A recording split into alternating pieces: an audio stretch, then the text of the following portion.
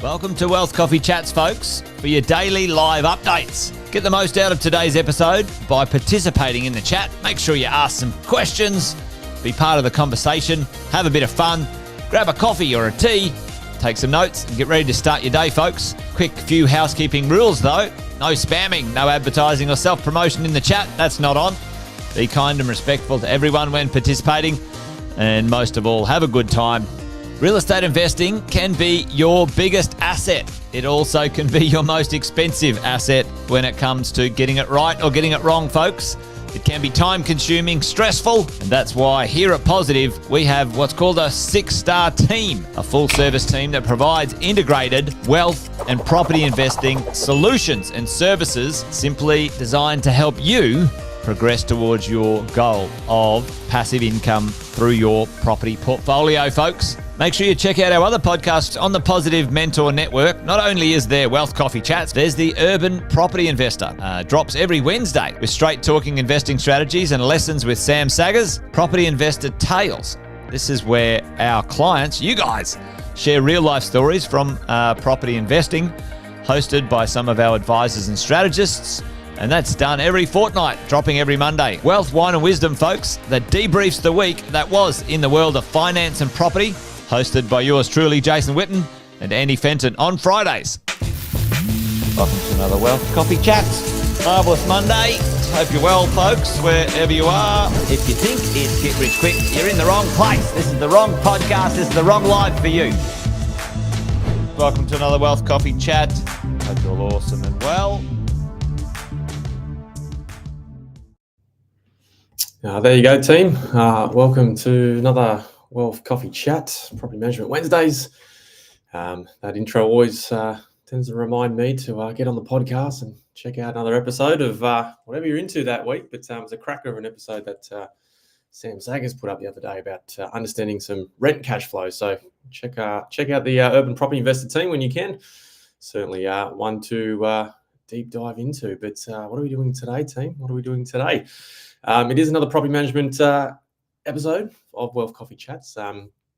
Today, I thought we'd talk a little bit about something that popped up on my radar this week. For those that don't know, I've been doing this about 13 years, and I think, in that time you learn a thing or two. And what I hear and observe a lot is some commentary from property managers themselves, investors, landlords like yourself. And I try to piece it all together and come here on a Wednesday and share some of the insights. So this sort of came up this week, team, selling a property strategically, mind you, with a fixed lease in place. How do you actually handle this? And some of the commentary that I saw this week was quite mind-blowing. So I'm going to try and stay on track today and not rant because understanding or reading some of the commentary last night was pretty out there. And, as you guys know, on Property Management Wednesdays, we come here and we'll talk about a keep you safe, make you wealthy framework. What I read last night was certainly not aligned with any of that. So I want to talk about that today with you guys. But team, give me a shout out in the chat if you are on. I can see a few of the regulars already jumping on. If you haven't seen me around before, team, my name's Cash Oster, representing the R&W Plus, part of the 6-star team for property management today. If you haven't seen me, I take over on Wednesdays and get Wealth Coffee Chats done with you guys. So I appreciate you guys jumping along as always. You can see a few of the regulars. Bunty, good morning. Kevin as well. Justin, good to see you, Justin. And there's a few on here. James, morning to you. And Margaret as well. Morning from Bundaberg. Hopefully it's a little bit warmer for where you are, Margaret, than me and my coat, given I am in Brisbane. I shouldn't probably whinge about it, but good morning to you, Luke, as well. Thanks for joining, team, as always. Like I said, we want to chat a little bit about, I suppose, this. I'll get that off the screen for you guys. Like I said, selling a property with a fixed lease in place. Is that the right thing to do?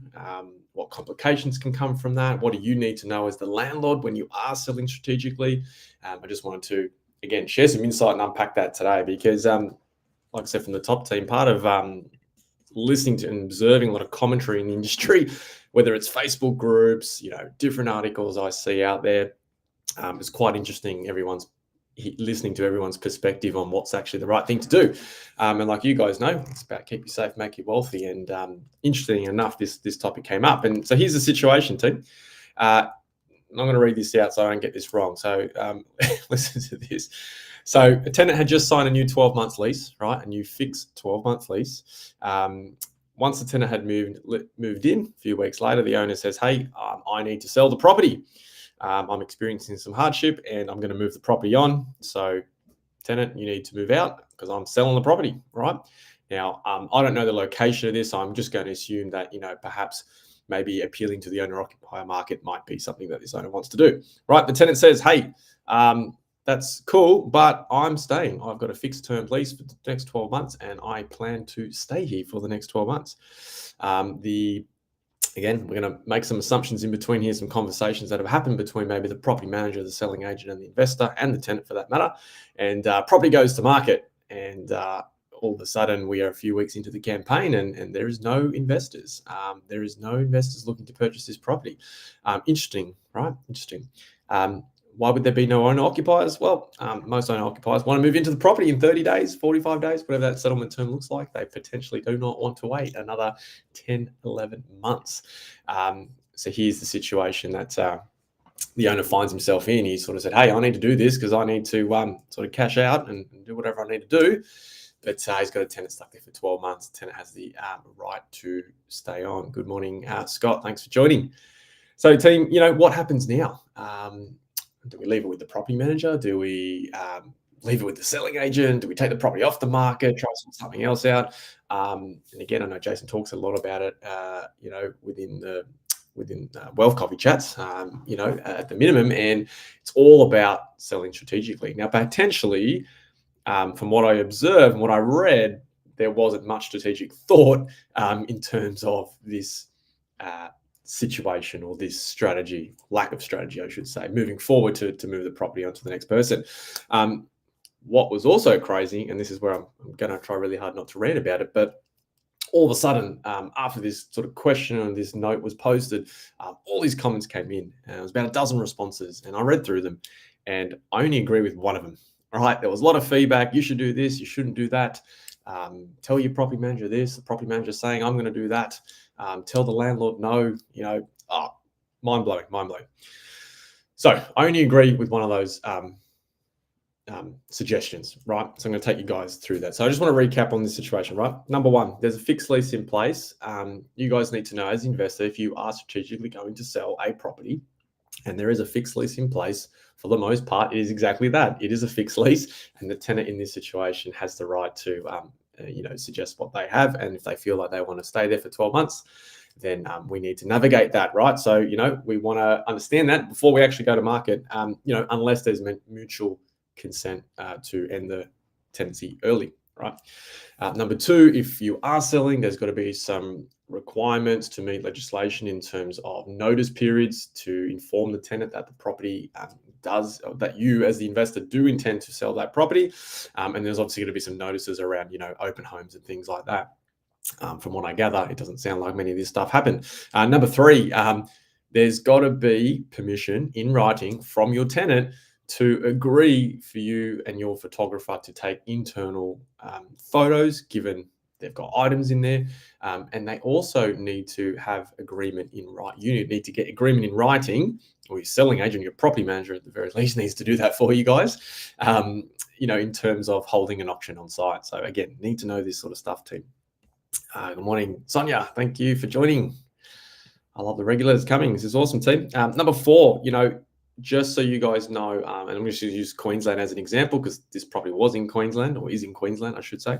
And, within the first 2 months of this new tenancy agreement, because the property wasn't disclosed prior that the property was going to go on the market for sale, within the first 2 months, the actual tenant does have the right to jet without penalty within the first 2 months. Not the situation in this case, because they're saying, hey, excuse me, they're saying, hey, we're saying for 12 months, tough luck, deal with it. Right. The suggestion was that the owner was going through some hardship, right? And that was the reason for selling. Now, I don't know if that's true or not, but let's just say it is. and the tenant is saying, hey, I'm not going to cooperate with you and we're just going to, sit tight, then, if the owner is looking to, I suppose, prove their hardship and get an order to move forward on a different path, and they've got to go to tribunal. Anyway, it's a mess. It costs time and money. Definitely not the way to go. And also in that commentary was some discussion about rent compensation. Should you do it? Should you not? Should we help the tenant? Should we not? There was a lot of conversation around that as well. Morning, Trina. Thanks for joining. And so, yes, I guess in this scenario, and what my objective today was to just share with you some insight to, for you guys, give you guys some information, because I can tell you what I read last night is a lot of agents perhaps don't know the actual right way to go about this to protect you guys at the end of the day. And like we say, keep you safe, make you wealthy.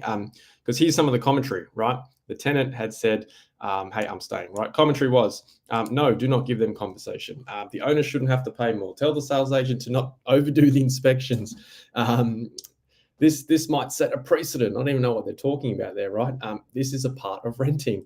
I'm not entertaining this. Heck no and no. Was some of the feedback and suggestions from some so-called professionals, right? So, it was interesting conversation to observe and to listen to, because for me in these scenarios, 13 years doing it, I've certainly had this come across my desk a few times. And pride and ego is not the way to go, team. Pride and ego, you push that out the door, because it doesn't matter who's right or wrong in this scenario. What matters is that if you are selling strategically, it is probably better, you are better off financially to work and cooperate with the tenant and get the outcome that you want. Ultimately, the outcome we are looking for is maximum sale price. That's why you might want to sell strategically, of course. Thanks for jumping on, David. Good to see you. And, so in this space, team, if you are going to go into this situation, you've met with your coach, your advisor, you've met with Jason, whatever you've done, and you're going to sell strategically, understand the lay of the land, right, with your tenant, right? Here's a few of my suggestions, right? You might want to consider this. I'm of the belief that if I'm going to sell a property or rent a property for that matter, we talk about presentation. I want to make sure the property presents really well to the marketplace, regardless of whether it's targeting an owner, occupier, or investor. I want to make sure the property looks to the best of its ability. Now, what that might mean is 1, 2, 3 open homes a week a bit annoying for the tenant? Yeah, potentially. They've got to clean up. They've got to do a few things. What's the cost going to be to send a cleaner in there once a week? Help the tenant out, right? Get prepared.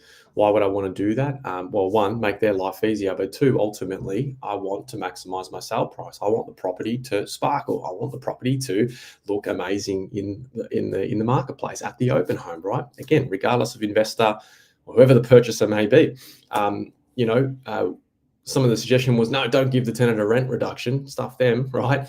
Hey, if owner's choice, I suppose, in that space. But my view of the world would be, depending on the situation, you might consider that, right? Because getting them to cooperate, getting them to provide great access, getting them to provide a property that presents really well at the open homes is only going to benefit you at the end of the day in terms of that selling price. So consider that. When I was in this situation, I would ring the tenant. I'd go and meet them. Hey, Johnny, let's go for coffee. Let's meet up. You're available tonight? I'll swing by my way home. Like, go and meet face to face with the tenants. Old school, right? Don't worry about phones and iPads for a minute. Just go and have a face to face and understand their situation as much as your own.